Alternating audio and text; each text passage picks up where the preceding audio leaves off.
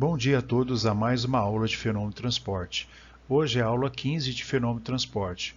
Na última aula aprendemos os conceitos de coeficiente de desempenho para máquinas térmicas geradoras, escala termodinâmica de temperatura e máximo desempenho dos ciclos. Nessa aula iniciaremos um novo capítulo denominado de Introdução à Mecânica dos Fluidos. Por último, daremos um exemplo do conteúdo aprendido. Na aula anterior, que foi a aula 14, hoje é a aula 15, nós vimos o coeficiente de desempenho para máquinas térmicas geradoras, como falei no slide anterior, escala termodinâmica de temperatura e máximo desempenho dos ciclos. Por último, foram realizados 3 exemplos do conteúdo na aula passada. Na aula de hoje, que é a aula 15, nós vamos iniciar um novo capítulo denominado de Introdução à Mecânica dos Fluidos. Nós vamos ver aplicações dos fluidos, conceitos fundamentais de fluidos, vamos falar também de tensão, desalinhamento e viscosidade dinâmica ou absoluta. Por último, vamos fazer um exemplo do conteúdo aprendido hoje. Item 5.1 Comentários preliminares. A mecânica dos fluidos é o estudo dos fluidos em movimento, escoando ou parado, ou seja, cinemática dos fluidos ou estática dos fluidos, respectivamente. Além disso, estudamos os efeitos quando aplicados em um sólido ou em um outro fluido immiscível. Temos, portanto, que dimensões do sólido e a viscosidade do fluido são propriedades que alteram o escoamento, pois o primeiro é um obstáculo ao fluido e o segundo está relacionado à resistência do fluido a escoar. Vendo a figura, temos um fluido escoando por um objeto. Ampliando esse desenho para próximo do sólido, percebemos que longe do sólido a velocidade não se altera, como a coordenada y imaginária, que está relacionada com a distância do objeto. Temos assim que derivada de U maiúsculo é dividido pela derivada de y minúsculo igual a zero. Quando estamos próximo do sólido, percebemos que a viscosidade do fluido atua por estar próximo do obstáculo. Nessa região, a velocidade se altera com o eixo y, ou seja, quanto mais perto do sólido, menor é a velocidade, e quanto mais afastado do sólido, mais a velocidade se aproxima da região onde não existe mais alteração da velocidade.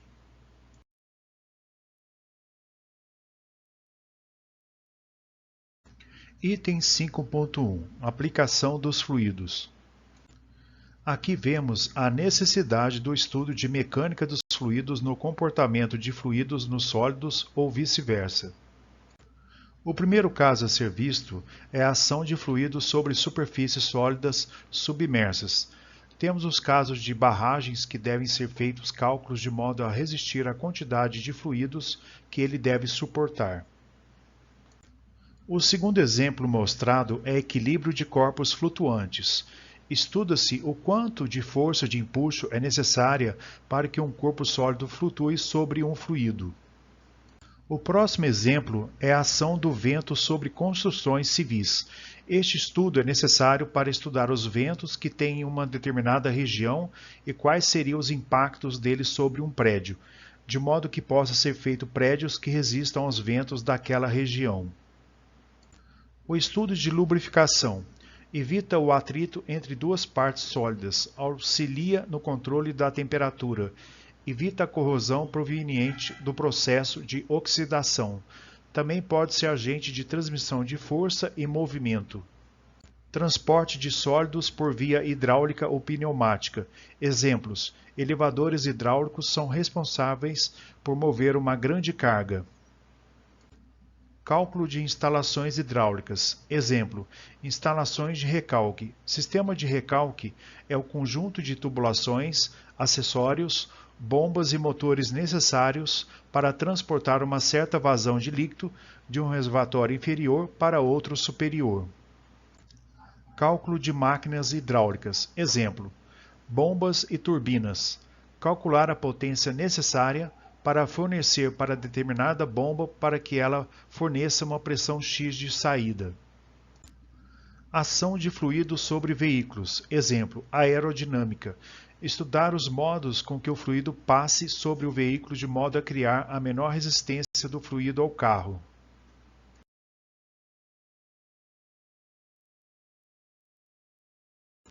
Item 5.2 Conceitos fundamentais. Falando mais uma vez sobre o conceito de fluido, temos que, pela definição alimentar, que o fluido não tem uma forma própria, mas assume o formato do recipiente. É isso que podemos constatar na figura abaixo. Na primeira figura do lado esquerdo, o material sólido não pode ser considerado um fluido, pois ele não ocupa o formato do recipiente. A figura do meio mostra uma substância líquida e ela ocupa todo o recipiente, podendo haver uma superfície livre ou não, dependendo se o volume do líquido for menor que o do recipiente. Assim surge essa superfície livre. Na figura da direita, a substância que compõe o recipiente é o gás. Ele ocupa sempre todo o recipiente. Portanto, as substâncias líquidas e gasosas são consideradas fluidos. Essa definição dada anteriormente somente reconhece o fluido, mas não serve como uma estrutura lógica de grande utilidade para a mecânica dos fluidos. A definição de fluidos está relacionada às tensões internas, quando aplicada uma força externa. Essa experiência foi feita com um sólido e um fluido.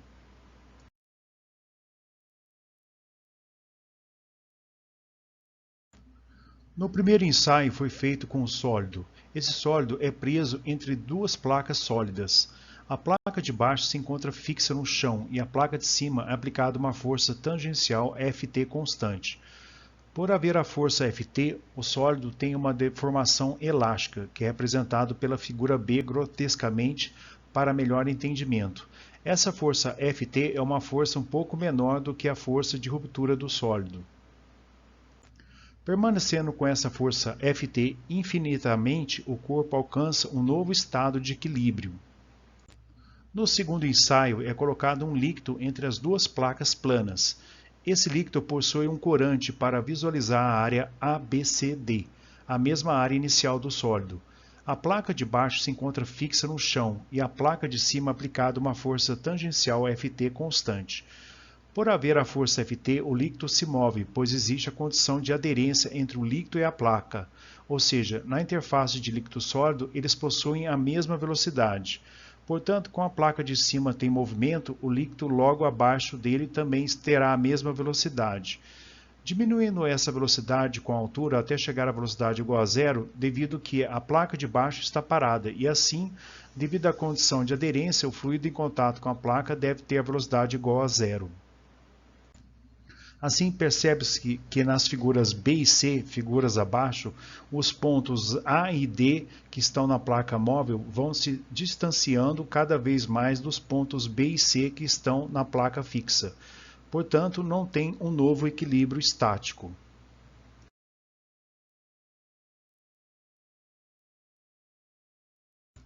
Com o ensaio apresentado anteriormente, chegamos à seguinte conclusão.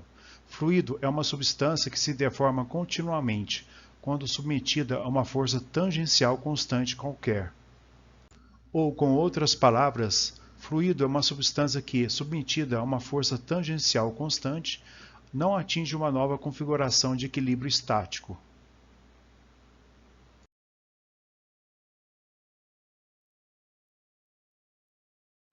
Item 5.3 Tensão de cisalhamento. Lei de Newton da viscosidade. Seja uma força F aplicada sobre uma superfície de área A, essa força pode ser decomposta segundo a direção da normal, a superfície, e da tangente, dando origem a uma componente normal e outra tangencial, como mostra a figura.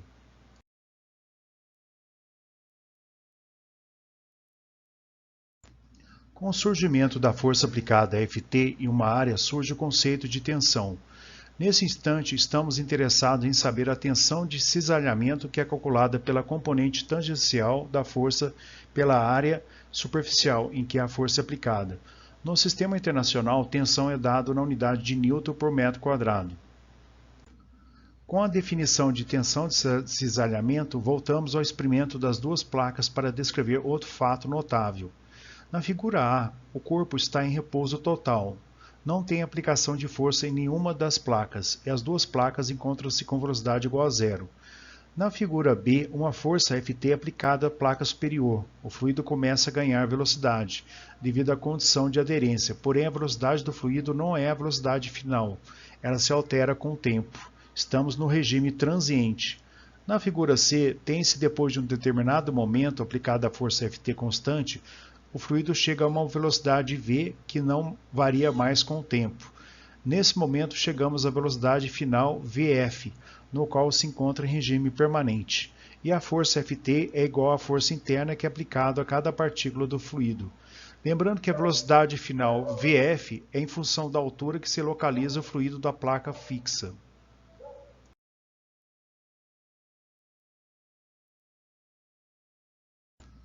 Analisando o que ocorre com o fluido quando está em movimento, já em regime permanente, entre duas placas, uma fixa e outra em movimento, devido à aplicação de uma força F constante, temos que, da figura A, partículas do fluido que estão em contato com a placa fixa têm velocidade igual a zero. Partículas do fluido que estão em contato com a placa móvel têm velocidade igual a V0. E as partículas do fluido que estão entre as duas placas têm velocidade maior que zero e menor que V0. Se colocarmos todos os vetores de velocidades das partículas que estão numa linha vertical AB, obtemos o diagrama de velocidade do fluido em função da altura, que neste caso está no eixo Y. Esse diagrama também é conhecido como perfil de velocidade. As partículas, em relação à altura, estão com velocidades diferentes. Essas partículas criam uma tensão de cisalhamento entre as camadas, pois existe a força de atrito, que é tangencial à superfície, entre essas camadas do fluido, porque cada camada tem uma velocidade diferente. Da definição de tensão de cisalhamento, temos que a tensão de cisalhamento vezes a área entre as duas camadas é igual à força interna. Essa força interna, como falado no slide anterior, é igual à força tangente.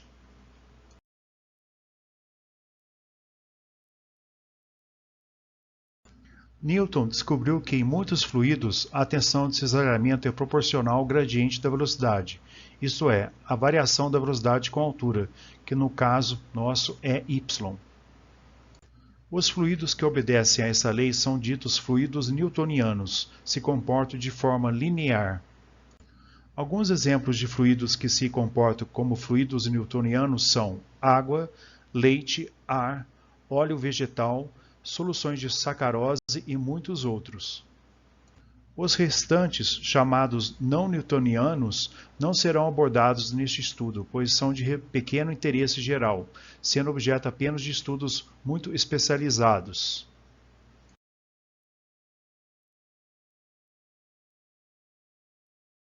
Os restantes, chamados não newtonianos, não serão abordados nesse estudo, pois são de pequeno interesse geral, sendo objeto apenas de estudos muito especializados. Exemplos: polpa de fruta, fluidos de perfuração de poços de petróleo, argila bentonita, ketchup, pasta de dente, etc. Item 5.4. Viscosidade dinâmica ou absoluta. É uma propriedade física que caracteriza a resistência de um fluido ao escoamento. Mais especificamente, ela determina a taxa de deformação do fluido que é gerado pela aplicação da tensão de cisalhamento. Para fluidos newtonianos é dado pela seguinte razão: tensão de cisalhamento por gradiente de velocidade no eixo y, em que a unidade no sistema internacional é representada por Pascal vezes segundo. A viscosidade dinâmica não é um valor fixo para o fluido, ela é função da temperatura e pressão do fluido, ou seja, o estado que se encontra o fluido. Em fluidos líquidos, quanto maior a temperatura, menor a viscosidade dinâmica, menor é a resistência ao escoamento. Em fluido gasoso já acontece o contrário, com o aumento da temperatura, maior a viscosidade dinâmica, ou seja, mais difícil é de escoar. Para a pressão ocorre o contrário. Ao aumentar a pressão do fluido gasoso, a sua viscosidade dinâmica diminui moderadamente. Item 5.5. Simplificação prática. Quando a distância ε é pequena, pode-se considerar, sem muito erro, que a variação de v com y seja linear, conforme mostrada na figura acima. Assim, pela semelhança de triângulos, tens que o triângulo ABC é quase igual ao triângulo MNP.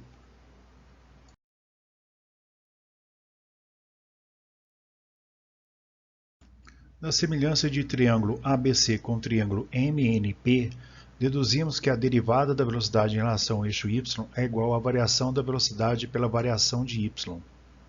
Observando o triângulo ABC, tem-se que a derivada da velocidade em relação ao eixo y é igual a v0 sobre a distância ε. Substituindo na equação da viscosidade dinâmica para fluidos newtonianos, tem-se que a tensão de desenvolvimento tal é igual à viscosidade dinâmica μ, vezes a variação da velocidade ΔV pela variação de y, ΔY, que também é igual à viscosidade dinâmica μ vezes a velocidade v0 sobre a distância ε. Esse fato leva a simplificações importantes nos problemas, evitando hipóteses e integrações às vezes complicadas.